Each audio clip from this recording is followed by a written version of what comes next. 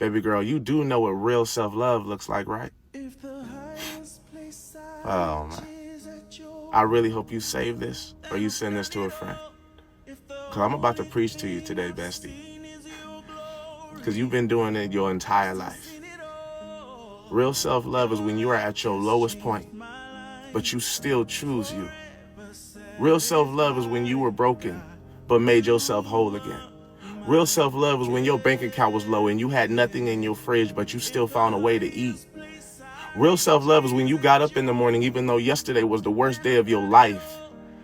Real self-love is when you said no and you know everything in your body wanted to say yes. Real self-love is when you set boundaries that hurt now, but you know that we're going to heal you later.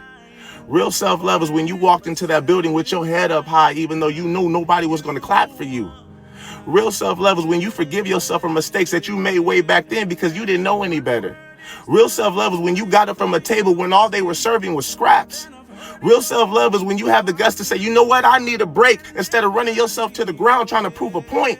Real self-love is when you walked away from a relationship that you once prayed for because they refused to love you in a way that wouldn't break you.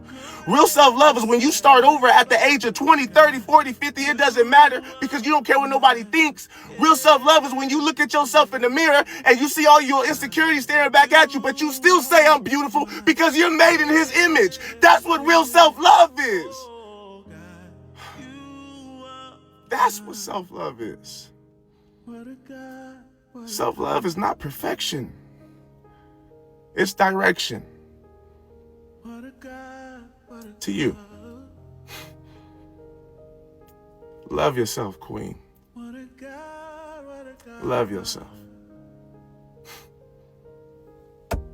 Keep going, baby girl.